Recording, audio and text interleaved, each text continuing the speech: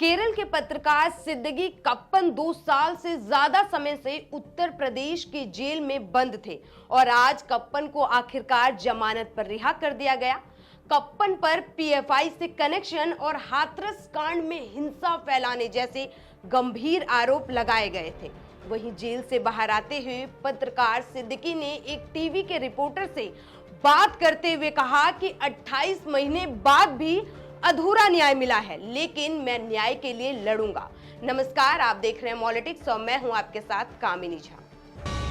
उत्तर प्रदेश की पुलिस ने दोहा और मस्कट में स्थित विधिक संस्थानों से लगभग 80 लाख रुपए की धनराशि प्राप्त करने के आरोप में पत्रकार सिद्दीकी को गिरफ्तार किया था, लेकिन केस में जमानत देते हुए कोर्ट ने कहा कि सिद्दीकी के अकाउंट में केवल 5,000 रुपए ही ट्रांसफर हुए हैं। ऐसे में मनी लॉन्ड्रिंग का कोई केस बनता ही नहीं है। इस मनी लॉन्ड्रिंग के तहत ही सिद्दीकी पर UAPA लगाया गया था। इस एक्ट में जमानत मिलना भी बेहद मुश्किल हो जाता है।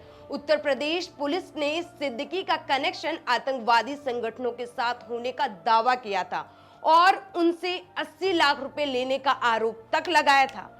वहीं 28 महीने के बाद इलाहाबाद कोर्ट ने जमानत देते हुए कहा कि मनी लॉन्ड्रिंग का केस तो बनता ही नहीं है, तो फिर पुलिस किसके इशारे पर UAPA के तहत लोगों को गिरफ्तार कर रही है। बड़ी बात यह है कि पत्रकार सिद्दीकी कप्पन को उस वक्त गिरफ्तार किया गया था जब वे 5 अक्टूबर 2020 को हाथरस गैंगरेप मामले में रिपोर्टिंग करने जा रहे थे। उत्तर प्रदेश पुलिस ने FIR में कप्पन पर भारतीय दंड संहिता के प्रावधानों के तहत राजद्रोह, धर्म के आधार पर विभिन्न समूह के बीच शत्रुता को बढ़ावा देने, किसी वर्ग की धार्मिक भावनाओं, उसके धर्म या धार्मिक विश्वास का अपमान करने के लिए जानबूझकर दुर्व्यवहार प्रकट करना, इस तरह के तमाम आरोप लगाए हैं। मतलब एक पत्रकार किसी के साथ हुए अत्याचार के खिलाफ आवाज उठाने की कोशिश करेगा तो पुलिस उसी पर कानून व्यवस्था को खराब करने का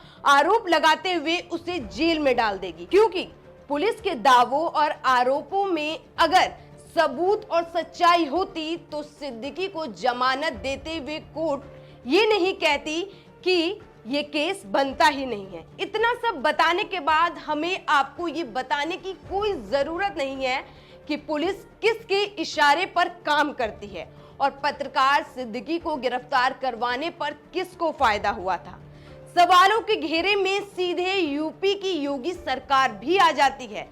वैसे UAPA के तहत गिरफ्तार होने के बाद बरी होने वाले पत्रकार सिद्दीकी पहले व्यक्ति नहीं है जिन्हें इस तरीके से गिरफ्तार करने के बाद बरी किया गया। इससे पहले भी जामिया मिलिया इस्लामिया की छात्रा सकूरा जारक को भी UAPA के तहत गिरफ्तार किया गया था। पत्रकार मोहम्मद जुबैर, डॉक्टर काफिल खान पर भी UAPA और नासा तक लगाया गया था।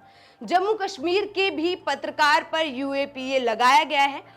वहीं राज्यसभा में भी केंद्रीय गृह राज्य मंत्री नित्यानंद राय ने बताया कि साल 2016 से 2020 के दौरान UAPA के तहत कुल 5,027 मामले दर्ज किए गए थे और गिरफ्तार होने वाले लोगों की संख्या 24,134 थी।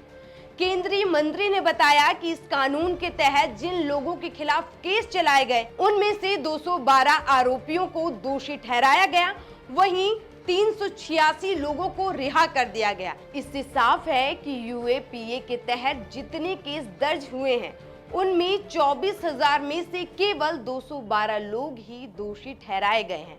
वहीं अभी तक 386 लोग रिहा कर दिए गए हैं। यहाँ कोर्ट इन लोगों को रिहा कर देती है, लेकिन इस बीच इन लोगों को जेल में जो समय बर्बाद होता है उसकी भरपाई कौन करेगा? सरकार कब तक अपने फायदे के लिए कानून का फायदा उठाती रहेगी? ये सभी सवाल आज हर किसी के दिमाग में जरूर उठ रहे हैं। इसी तरह की तमाम खबरों और वीडियो को देखने के लिए आप हमारे YouTube चैनल मॉलिटिक्स को सब्सक्राइब कीजिए। नमस्कार।